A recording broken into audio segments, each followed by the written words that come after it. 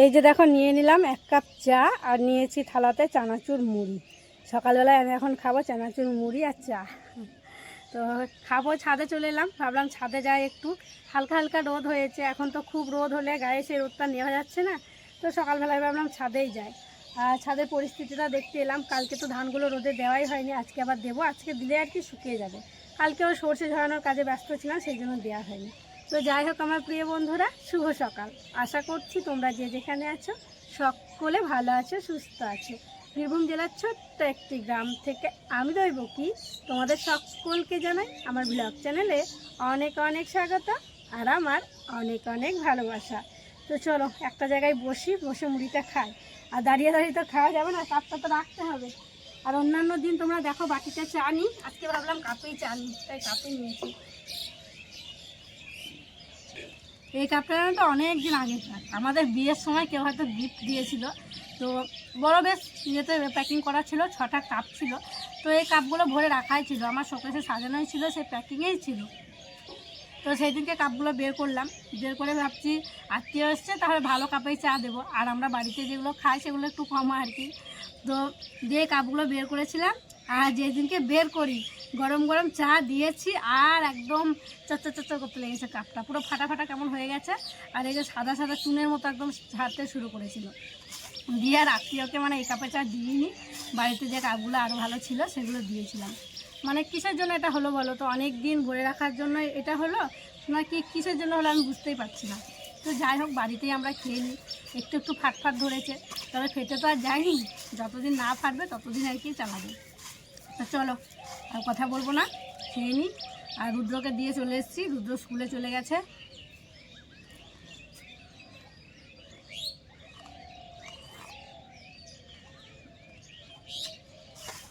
বিছানাটা আগেই গোছায়, আজকে দেখো বিছানাটা গোছানো হয়নি। মানে তাড়াতাড়ি করে রুদ্রকে দিতে গেলাম, আর রুদ্রকে দিয়ে এসে না আমি আর এই ঘরেই ঢুকিনি গো। মানে বাইরে ফোনটা ছিল, তো ব্রাশ করলাম, এসে ব্রাশ করে আমি চা মুড়িটা নিয়ে ছাদে চলে গেছি। তো এসে আবার দেখছি ওই দেখো বিছানাটা গোছাতে আছে, তাই দেখো বিছানাটাকে গোছাতে শুরু করলাম। তো এই যে দেখো পাতলা কাঁথাটা ভাঁজ করছি। তো ওই যে মোটাটা আর কি ঢাকা নিতাম, তো ওইটাকে এখন পেতে দিয়েছি। ওই যে দেখো খাটের উপরে পাতা আছে, আর পাতলাটাকে মানে এখন ঢাকা নেব। পাতলাটা আগে পাতা ছিল, কভারটা তবে একই আছে, ওই কভারটা ওইটাতে লাগিয়ে দিয়েছি। আর বালাপোস্টটা যেটা পাতা আছে সেটাই মানে কভার দেওয়া না, এমনি আর কি পাতা আছে। তো যাই হোক কাঁথাটা তুলে রাখলাম। তারপরে এই যে দেখো রুদ্রর এই কাঁথাটা ওকে আর কি ঢাকা দিয়েছিলাম। তো আবার বলছে মা আমি কাঁথা ঢাকা নেবো না, আমি ওই চাদরটা ঢাকা নেবো, ওই যে যেটা এখন ভাঁজ করছি। তো দিয়ে আবার বের করলাম, ওটা ভরে রাখা ছিল, তো ওটা বের করলাম, দিয়ে ওকে ওটা ঢাকা দিয়েছিলাম। তবে এগুলো পাতলা হলেও যেন তো বেশ গরম হয়। তো ওই তো ঢাকা নিচ্ছেই না, মাঝে মধ্যে একটু করে ঢাকা নিচ্ছে। তো যাই হোক সব কিছু গুছিয়ে রাখলাম। তারপরে দেখো বিছানাটা সুন্দর করে ঝেড়ে নিচ্ছি। আর বিছানার চাদরটা কালকে কেচে দিয়েছিলাম, বললাম না ওই কাঁথাগুলো সব রোদে দিয়েছিলাম, যে চাদরটাও কালকে কেচে দিয়েছিলাম। আর কালকে তো কাচাকুচি কিছু শেয়ার করাই হয়নি। তো যাই হোক দেখো সুন্দর করে পেতে নিলাম। তারপরে দেখো এই যে চারদিকটা ভালো করে গুজে নিচ্ছি।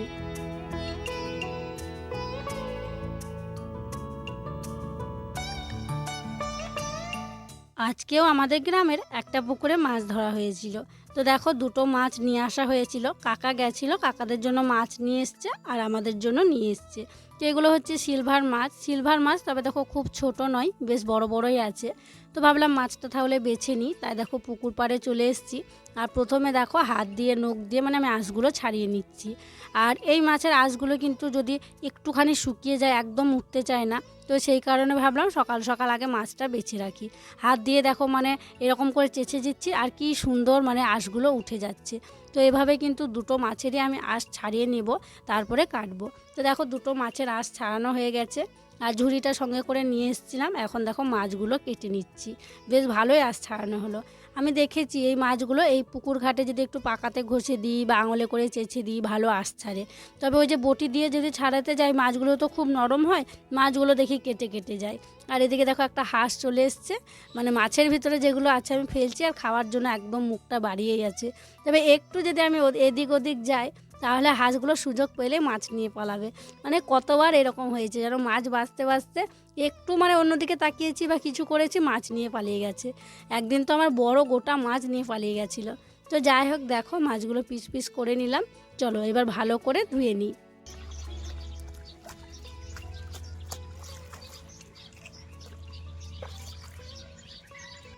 মাছটা রাখলাম, তারপরে উনুন শালের ছাই তুলে উনুন শালটা লেপে নিয়েছি।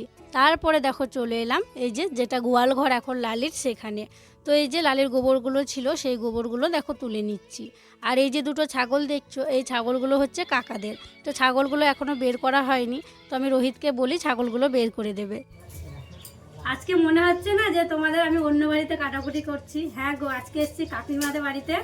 কাকিমাদের বাড়িতে এখন দেখো কাটাকুটি করছি। তবে এখন বাজারঘাট কিছু নেই, কাকা গেছে বাজারে, এখনো পর্যন্ত আসেনি।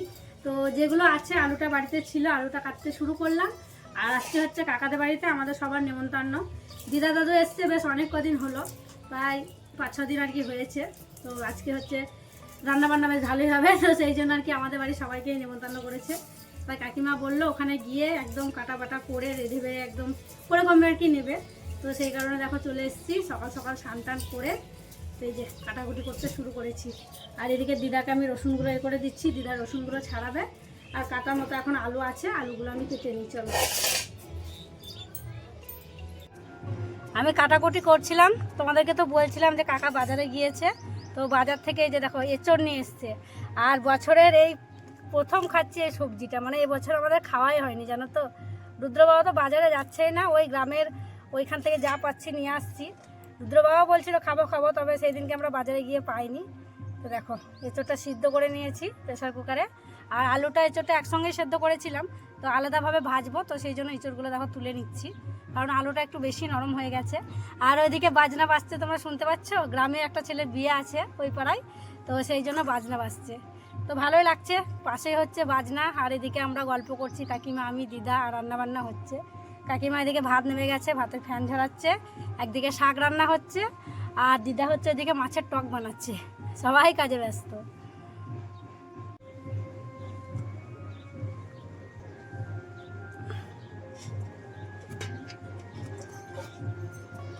আজকে কাকাদের বাড়িতে রান্না হবে 3 রকমের মাংস। একটা হচ্ছে মাটন খাসির মাংস, একটা হচ্ছে চিকেন পোলট্রির মাংস, আর হচ্ছে এঁচড় নিয়ে এসছে। তো এঁচড়টাও কিন্তু এক ধরনের মাংস, এঁচড়টাও যদি মাংসর মতো রান্না করা হয় এঁচড়টা খেতেও কিন্তু মাংসর মতো লাগে। তো এখানে পাশেই রুদ্র আছে, আমি রুদ্রকে বলছি রুদ্র তুমি কি খাবে? তো তুমি মাটন খাবে না চিকেন খাবে? রুদ্র বলছে আমি মাটন খাবো না, আমি চিকেন খাবো। এই যে দেখো 3 রকমের মাংস রান্না করা হবে। আর ওইদিকে তোমরা দেখলে উনুন শালে কাকিমা রান্না করছে। তো আমি এখন দেখে নেব পিসগুলো কেমন আছে, যদি পিসগুলো মোটা থাকে তাহলে কেটে আর কি ছোটো করে নেব। তো সেই জন্য দেখো দেখে নিচ্ছি।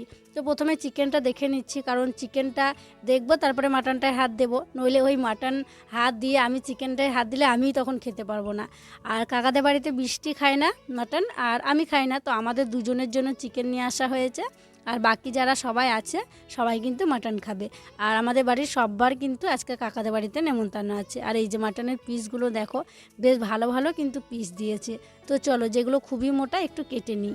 এইদিকে দেখো দিদা বানাচ্ছে ছোট মাছের টক। আজকে পুকুরে মাছ ধরা হয়েছিল, তো এই যে হচ্ছে ছোট মাছ, এখানে পুঁটি মাছ, ময়া মাছ, এইসব মাছগুলো আছে, ছোট ছোট মাছগুলো। তো এই মাছের টক হবে। আর দিদা কিন্তু খুব সুন্দর টক বানায়, একদম কেমন পাকা তেঁতুল মাখছে দেখো। পাকা তেঁতুল মাখা দেখে তো পুরো একদম জিভে জল চলে আসছে। পাকা তেঁতুল দিচ্ছে, আর আগে দিয়েছে টমেটো, পেঁয়াজ লঙ্কা বাটা। তো টকটা দিদাকেই বানাতে বললাম, কারণ দিদা টকটা খুব সুন্দর বানায় সেই জন্য। তো টকটা হয়ে যাবে, তারপরে এখানে আমি রান্না করব। কি রান্না করব সেটা তোমরা দেখতেই পাবে। ওদিকে কাকিমা করছে, দিদা করলো, তারপরে আমি করব। তো চলো দিদা মাছটা রান্না করে নে, খাবো, খেয়ে বলবো তোমাদেরকে কেমন রান্না হয়েছে। দিদার রান্নাটাও মানে দারুণ, কি বলবো।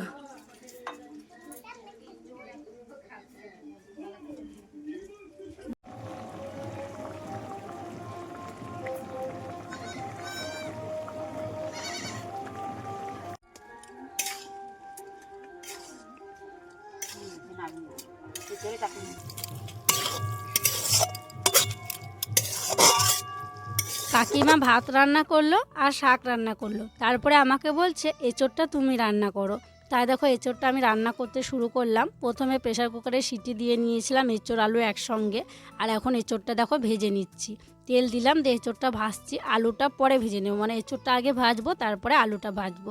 আর দেখো দিদি এসছে, ওদিকে কাকিমা পেঁয়াজ কেটে দিচ্ছে, দিদিও আছে। কারণ দিদি বাড়িতেই ছিল, আজকে তো সকাল থেকে আমি এখানেই আছি।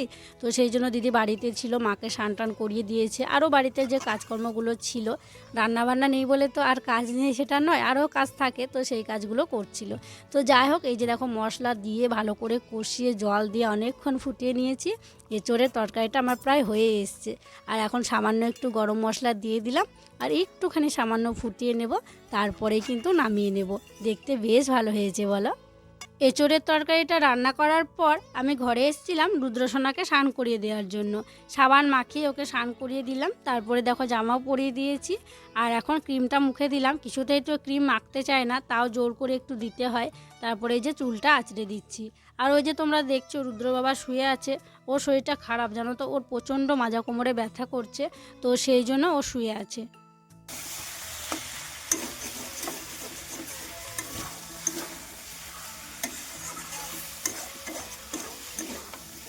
রুদ্রকে রেডি করিয়ে দিলাম, তারপরে আমি চলে এসেছিলাম আবার কাকাদের বাড়িতে। দিয়ে আমি আসা মাত্র বৃষ্টি বলল, বৌদি তাহলে তুমি গ্যাসে চিকেনটা রান্না করে নাও, তাহলে তাড়াতাড়ি হয়ে যাবে। তাই দেখো গ্যাসে আমি চিকেনটা রান্না করতে শুরু করলাম। তো ওদিকে সব কিছু দেওয়া হয়ে গেছে, অর্ধেকটা মতো চিকেন কষানোও হয়ে গেছে। তারপরে দেখো দিয়ে দিলাম ভেজে রাখা আলু। তো আমরা দুজনে খাবো, তো সেই জন্য 6 পিস আলু দিলাম। তো ওই মানে ফুটতে ফুটতে তো 1 পিস গলেই যাবে, তারপর যেগুলো থাকবে সেগুলো খাওয়া হবে। তো যাই হোক, ভালো করে আমি চিকেন ওদিকে কষিয়ে জল দিয়ে দিয়েছি। আর ঢাকা দিলাম না, অল্প একটু মাংস তো, একটু হালকা আছে, একটু ফুটলেই সিদ্ধ হয়ে যাবে। আর এই দিকে দেখো দিদা আমাদের রান্না করছে মাটনটা।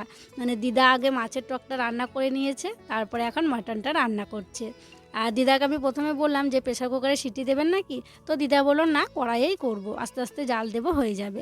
আর ওইদিকে দেখলে দিদা আর কি মানে শুকে একটু দেখছিল যে মানে টেস্টটা কেমন হচ্ছে, মশলার সেন্টটা কেমন বেরোচ্ছে।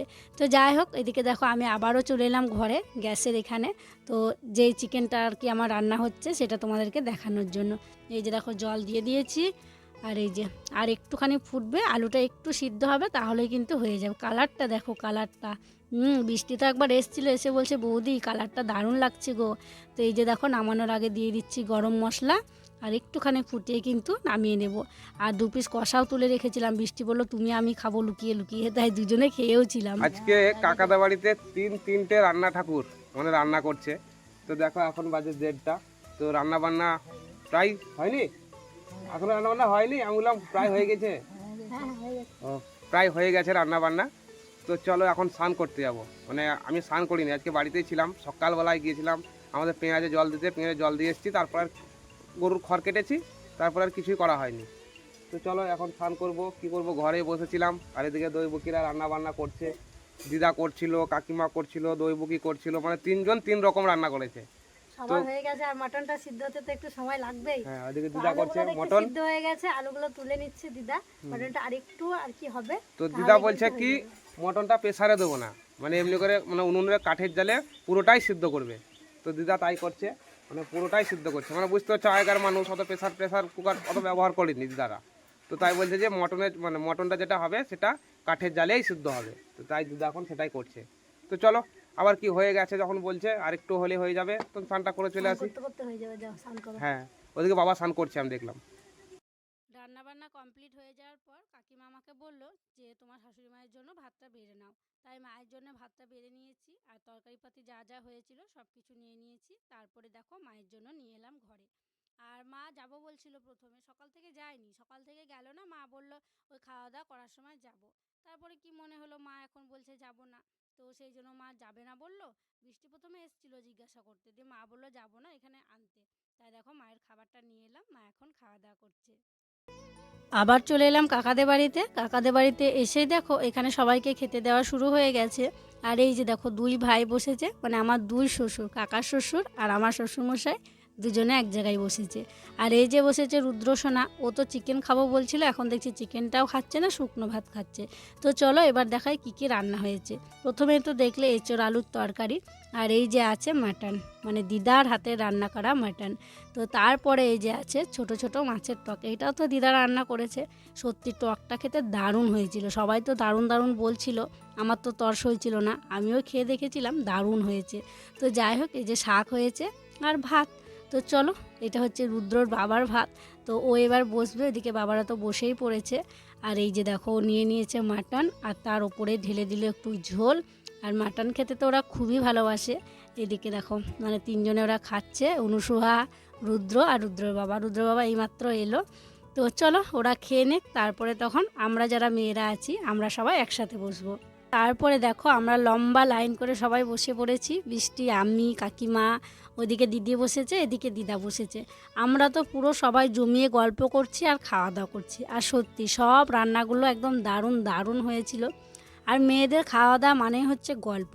খাওয়া দাওয়ার সময়তেই কিন্তু সব কথা মনে পড়ে, মানে যত কথা এই খাওয়ার সময় হয় আর খাওয়া দাওয়া হয়। খাওয়া দাওয়া করার পর কাকিমাদের বাড়িতে যে বাসনগুলো ছিল সেগুলো মাজা ধোয়া করে নিয়েছি।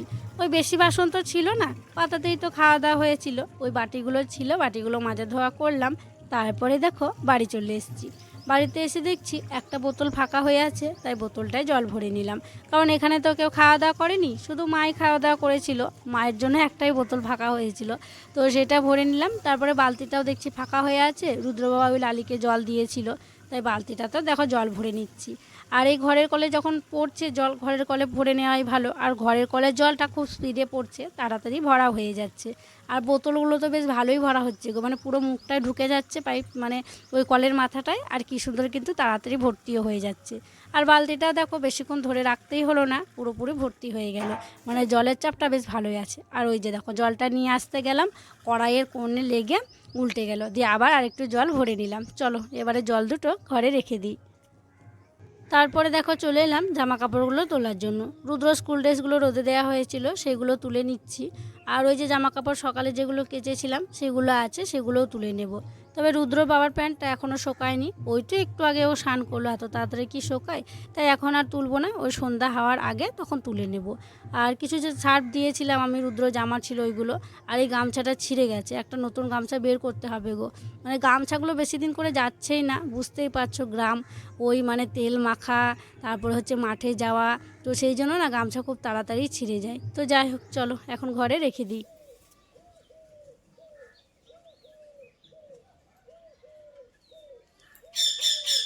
এখনই তোমরা দেখলে যে আমি জামা কাপড় তুলে নিয়ে গেলাম, আবার দেখো আমি জামা কাপড় নিয়েছি, মানে যেগুলো পরেছিলাম সেগুলো আমাকে এখন কাচতে হলো।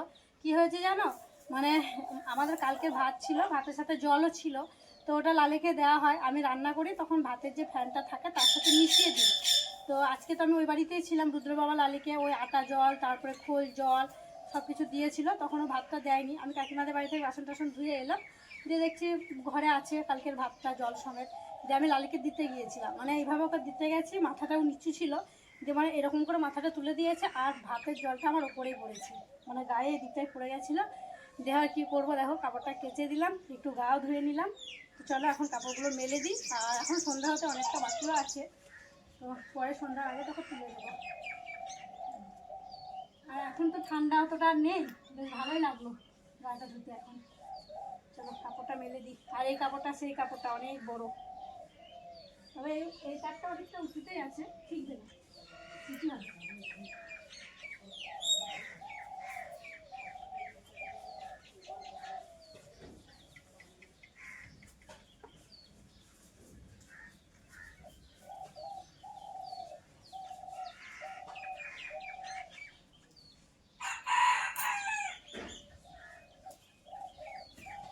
আয়না, চিরুনি আর সিঁদুরের কৌটো নিয়ে চলে এলাম উঠোনে। এখন উঠোনে বসবো, বসে চুলটা আঁচড়াবো। আর আজকে তেমন আর কোনো কাজ নেই গো, সব কাজ প্রায় হয়েই গিয়েছে। তাই ভাবছি চুলটা আঁচড়াবো, আঁচড়ে একটু বাইরে বসবো। বাইরে গেলেই জানো তো গ্রাম বাংলায় অনেক সবাই বসে থাকে দরজার মুখে, অনেক গল্পও হয়। তাই ভাবছি আজকে আমিও যাব। আর অন্যান্য দিন অনেক কাজ থাকে, ওই যে তেঁতুলের ডাল কাটা, নইলে মাঠে যাওয়া, কত রকমের কাজ থাকে, একটু গল্প গুজব করাই হয় না। আর আয়নাটা দেখো নিয়ে এলাম, কিছুতেই দাঁড় করাতে পারছিলাম না, তো অনেক কবার পড়ে গেল, তারপর দেখো অবশেষে আয়নাটা দাঁড়িয়েছে। তো চলো এখন চুলটা আঁচড়ে নিই। আর এখন উঠোনে চারপাশটা দেখো বেশ সুন্দর হয়ে আছে। তবে বর্ষাকালে এমন হয়ে থাকে একদম নীলি ধরে যায়, দেখতে একদমই ভালো লাগে না। তখন এই যে চুল আঁচড়ানো, ভিডিও করা, শ্যুট করা, এগুলো তোমাদের সাথে শেয়ার করতেই পারি না, দেখে যেন কেমন হয়ে থাকে। আর এখন দেখো মানে এত সুন্দর হয়ে আছে, যেখানেই বসবো ইচ্ছা করব সেখানেই আর কি বসা যাবে। তো চলো চুলটা আঁচড়াই। আর আজকে সেই ক্লিপটা নিয়ে এসেছি গো, মেলায় যেই ক্লিপটা নিয়েছিলাম ওই ক্লিপটা, ব্যাক ক্লিপ, তো সেই ক্লিপটা চুলে লাগিয়ে নেব। তো চলো চুলটা আঁচড়ে নিই। আর তো তেমন কোনো কাজ নেই। আর কাকিমা বলেছে মানে রান্নাবান্নার তরকারি ভাত এখনও আছে আর কি, রাত্রে ওখানে খাওয়া দাওয়া করে নিতে। তাই কি আর শেয়ার করব, আজকে তাহলে এখানেই বিদায় নিচ্ছি গো। তোমরা সকলে ভালো থেকো, সুস্থ থেকো। আর যারা নতুন বন্ধু হয়ে আমার এই ভিডিওটি দেখছো তাদের কাছে একটি অনুরোধ করছি, আমার চ্যানেলটিকে সাবস্ক্রাইব করে আমার পাশে থেকো।